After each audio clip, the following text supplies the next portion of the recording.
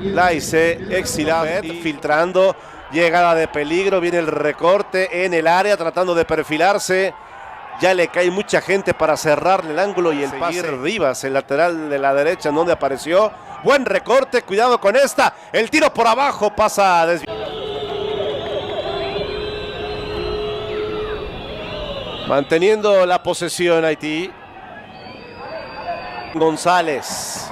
Santiago no puede avanzar. Hasta ahí le cortaron el avance. Intenta imprimir velocidad y toques en corto Haití. Pero la recuperación tiene que aguantar porque su compañero estaba en posición adelantada.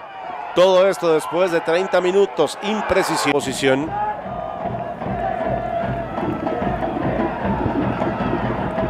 Rápidamente sale Clifford. En la individual, ganando a velocidad. Emerson Laize. Emerson atrás. No hay nada, no hay absolutamente nada.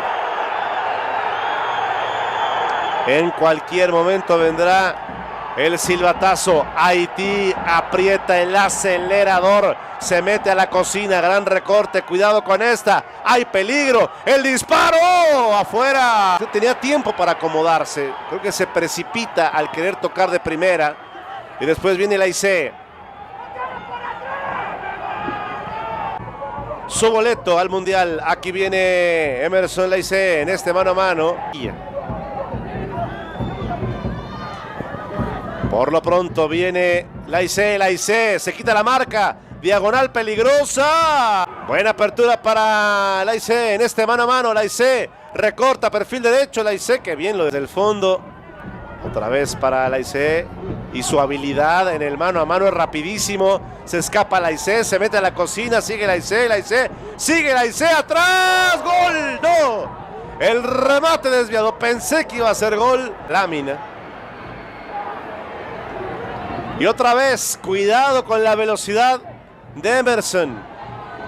Se mete a la cocina, bailotea, suavecito no.